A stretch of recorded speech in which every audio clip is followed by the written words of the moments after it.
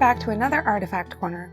Today we will be looking at two very necessary items in our museum: chamber pots. These two pots are made of porcelain, and each of them have their original lids. One is painted with flowers in blue, green, and warm umber tones.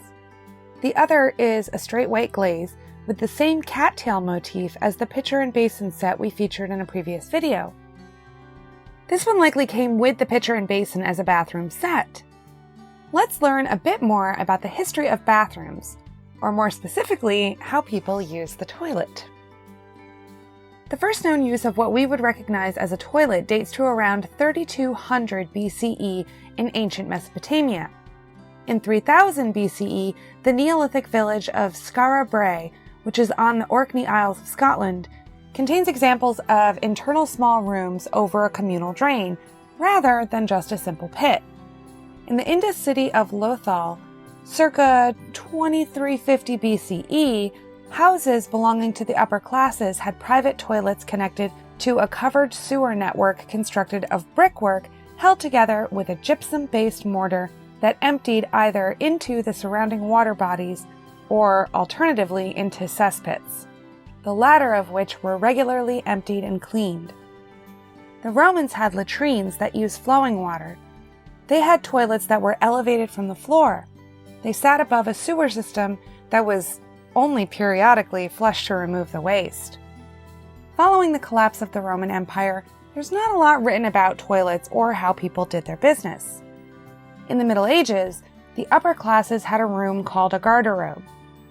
They were flat pieces of wood or stone spanning from one wall to the other, with one or more holes to sit on. These were above chutes or pipes that discharged outside the castle or manor house. The garderobes were always kept away from the main living areas, so as to keep the smell at bay. Chamber pots, similar to the ones in our collections, were already in use in the medieval period. By the 16th century, cesspits and cesspools were increasingly dug into the ground near houses in Europe as a means of collecting waste. Urban population centers were growing and street gutters were becoming blocked with larger volumes of human waste. So, people took matters into their own hands, hence the digging of cesspools and cesspits. Cesspools were cleaned out by tradesmen, known in English as gong farmers, who pumped out the liquid waste, then shoveled out the solid waste, and collected it during the night. This solid waste, euphemistically known as night soil, was sold as fertilizer for agricultural production. During the Victorian era, housemaids collected all of the home's chamber pots and carried them to a room known as the housemaid's cupboard, where they would be emptied and cleaned. Outhouses were also very common. But if you live in our area, imagine having to go outside to use an outhouse in the middle of January at night. Not at all appealing. In 1826, a man named Isaiah Rogers installed the first indoor plumbing in the Tremont Hotel in Boston. But it wasn't until 1891 when we have the invention of what we would consider the modern toilet.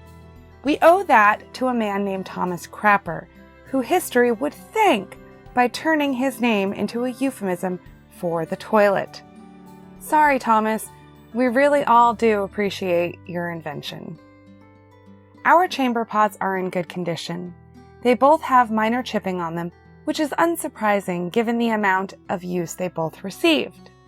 They offer us a glimpse into our past, and also a reminder of how lucky we are to have our modern conveniences, like indoor plumbing. We are so lucky to have them in our collections. Thanks so much for stopping by.